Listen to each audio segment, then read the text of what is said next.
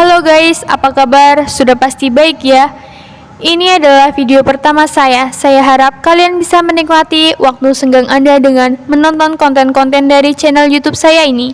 Langsung saja pada intinya, film ini diangkat dari kisah nyata di negara Korea Selatan, tepatnya pada tahun 2008. Seorang anak perempuan yang berusia 8 tahun bernama Sowon mengalami musibah yang tidak mengenakan oleh seorang pria yang tidak dikenalnya. Bisa dibilang pria ini adalah pedofil.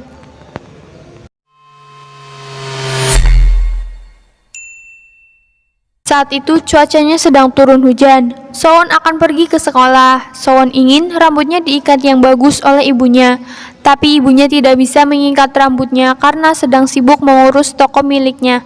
Akhirnya ayah Sowon lah yang mengikat rambut Sowon. Tapi karena ayahnya yang mendapat telepon dari pekerjaannya, alhasil ikatan rambutnya pun jadi jelek, dan Sowon agak kesal dengan orang tuanya karena tidak bisa mengikat rambutnya dengan baik. Dengan hati yang agak kesal, Sowon pun langsung berangkat ke sekolah berjalan kaki dengan memakai payung yang berwarna kuning, tanpa berpamitan dengan orang tuanya. Ketika sedang berjalan kaki dan belum terlalu jauh dari rumah, melihat anaknya yang sedang marah, ibu Sowon mengejar Sowon dan mengatakan bahwa besok ia akan mengikat rambutnya yang cantik. Lalu ibu Sowon memberi tawaran pada Sowon, apakah Sowon ingin ibu mengantarnya sampai ke sekolahan? Tapi Sowon malah menolaknya. Di sisi lain, Cho Dusun alias pedofil ini berada di sekitaran sekolah dengan tubuhnya yang kehujanan melihat anak-anak yang sedang berlarian menuju ke sekolah. Ketika Sowon hendak sampai ke sekolah, Cho Dusun menghentikan Sowon tepat berada di depan Sowon. Dia meminta Sowon untuk memayungi dirinya yang kehujanan. Di sekitaran sekolah, suasananya sudah sepi. Awalnya Sowon ingin pergi saja, tapi melihat pria ini basah kuyup, Sowon tidak tega. Akhirnya ia berbagi payung dengan pria ini. Ketika kalian sedang berada di posisi Sowon, kalian harus lebih hati-hati lagi dengan pria yang tidak dikenal. Tidak lama kemudian, orang tua Sowon mendapat kabar bahwa Sowon mengalami luka yang parah dan dilarikan di rumah sakit Changwon. Kedua orang tua Sowon langsung pergi ke rumah sakit. Mereka kaget, histeris, melihat seluruh badan Sowon yang dipenuhi oleh darah. Dokter mengatakan Sowon harus dioperasi. Hasil pindai CT menunjukkan banyak goresan dan karut, mulai dari dubur hingga usus besarnya.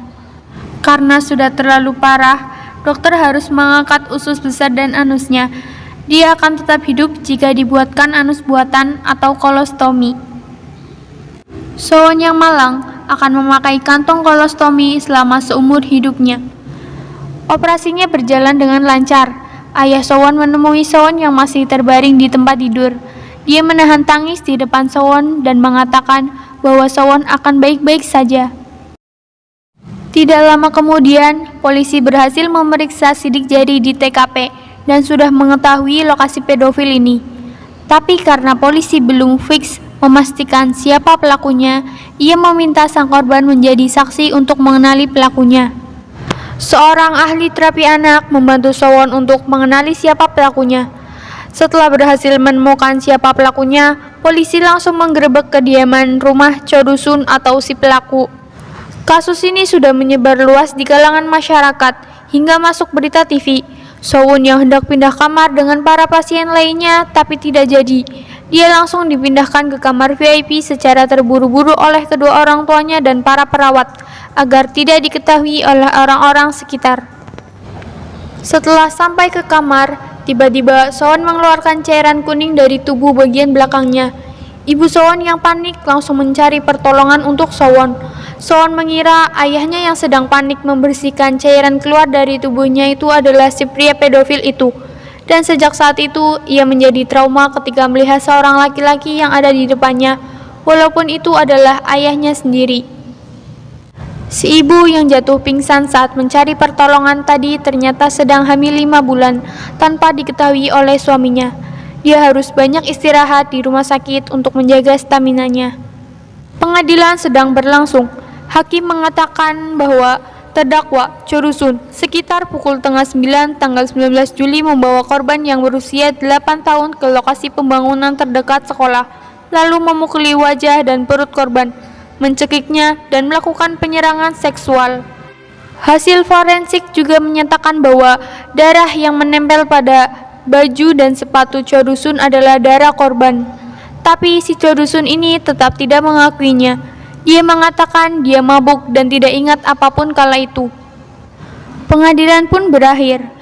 Ibu Sowon, teman Ibu Sowon, dan petugas 911 menghibur Sowon agar dia bisa kembali ceria lagi dengan menjadi tokoh kartun kesayangan Sowon.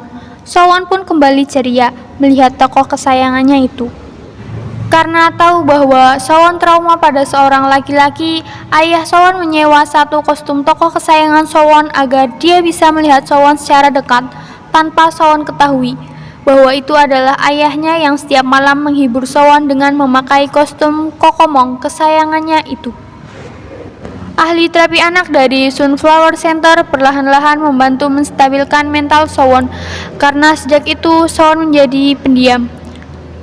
Sudah berminggu-minggu lamanya Sowon di rumah sakit. Keadaannya mulai membaik dan sudah diizinkan pulang oleh dokter. Kita bisa melihat sendiri bagaimana Sowon trauma sampai-sampai ayahnya memasang kain putih agar Sowon tidak melihatnya saat di mobil. Sesampainya di rumah, mereka melihat banyak kertas yang menempel pada kaca rumah Sowon. Itu adalah tulisan dari teman sekolah Sowon yang berisi tentang catatan sekolah, supaya ketika Sowon berangkat sekolah, dia sudah mengetahui apa saja yang ia lewati ketika masih di rumah sakit. Hari pun berlalu, setiap berangkat dan pulang sekolah, Sowon selalu ditemani oleh teman cowoknya yang berjalan di belakangnya untuk menjaga Sowon. Duh, baik banget temennya ini. Setiap hari pula, ayahnya yang sibuk dengan pekerjaannya tidak lupa untuk datang ke sekolah, menyamar menjadi tokoh kartun Kokomong untuk menyemangati Sowon saat di sekolah. Saat pulang sekolah, di jalan, Sowon menghampiri Kokomong yang mengikutinya dari ia di sekolah sampai pulang ke rumah. Dia menebak orang yang ada di dalam kostumnya itu adalah ayahnya, karena dia yang selalu menghindari ayahnya tersebut. Kokomong pun menganggukkan kepala, dalam artian, iya, aku adalah ayahnya. Di dalam kostum itu, ayahnya kepanasan. Si Sowon pun mengetahui bahwa ayahnya ini kepanasan karena memakai kostum itu. Lalu, Sowon pun menggandeng ayahnya pulang ke rumah. Dia sudah tidak takut lagi melihat wajah ayahnya. Pas adegan ini yang paling ngena banget di hati sih guys. Bapak-bapak tukang pos pun datang. Dia memberikan surat kepada ayah Sowon di sebuah pabrik. Isi suratnya adalah panggilan kepada Im Sowon untuk menjadi saksi di pengadilan. Polisi mengatakan video kesaksiannya waktu itu tidak bisa menjadi bukti. Cho Dusun menulis petisi yang mengatakan bahwa dia tidak bisa mengingat saat dia mabuk. Jika Sowon tidak datang ke pengadilan dan petisinya Cho Dusun itu diterima, Cho Dusun akan mendapat pengurangan tahun penjara. Jadi, terpaksa Sowon harus datang bersaksi di hadapan hakim. Sowon diminta mengangkat tangan ketika foto orang yang melukainya muncul. Ketika foto Cho Dusun muncul, Sowon mengangkat tangannya. Sidik jari, darah yang menempel pada rompi dan sepatu Cho Dusun sudah menjadi bukti nyata bahwa ia pelakunya. Tapi Cho Dusun tetap kekeh tidak mengingatnya dan mengatakan bahwa ia tidak pernah ke sana. Dia juga mengatakan bahwa dia tidak bersalah. Aduh, Cho Dusun. Hakim telah membuat keputusan, tapi karena ia sedang mabuk pada saat itu, petisinya diterima oleh hakim. Dia tidak menerima hukuman yang setimpal, dan permintaan kompensasi bagi korban ditolak. Dia mendapat pengurangan tahunan penjara. Cho Dusun divonis 12 tahun penjara. Orang tua dan orang-orang yang ada di tempat itu emosi dengan hasil keputusan hakim. Ini sama aja nggak adil bagi Sowon. Ayah Sowon yang hampir memukul Cho Dusun dengan papan nama langsung ditahan oleh Sowon. Dengan Sowon yang menangis memohon untuk pulang agar ayahnya tidak jadi memukul Cho Dusun. Ayahnya pun mengikuti permintaan Sowon untuk pulang. Sudah lewat berminggu-minggu, melupakan sejenak apa yang telah terjadi kemarin. Adik Sowon telah lahir dengan sehat. Mereka semua bahagia dan Sowon dan keluarganya menjalani hidup normal seperti semula. Nah, itu dia akhir dari film Hope 2013. Dari 2008 sampai tahun 2020 ini, 12 tahun sudah berlalu. Cho Do-sun, si pelaku, sudah keluar beberapa minggu yang lalu. Banyak warga Korea yang tidak terima dengan dibebaskannya Cho Do-sun. Banyak polisi, para warga, bahkan YouTuber yang sepanjang hari berkumpul di rumah Cho Do-sun. Ada juga yang melakukan aksi tidur di jalanan untuk menolak Cho Do-sun keluar dari penjara. Cho Do-sun langsung diusir dari pemilik rumah ketika si pemilik rumah tahu bahwa yang menyewa rumahnya adalah Cho Do-sun. Melihat masa lalunya, Cho Do-sun banyak terlibat kasus hukum. Dikutip dari @Zara Pradanya, pada tahun 1970, Cho Do-sun ditangkap karena mencuri sepeda dan mengalami masa hukuman percobaan. Pada tahun 1972, Cho Do-sun mengancam dan memeras uang anak-anak di kota Daejeon, dijatuhi hukuman 1 tahun 6 bulan penjara.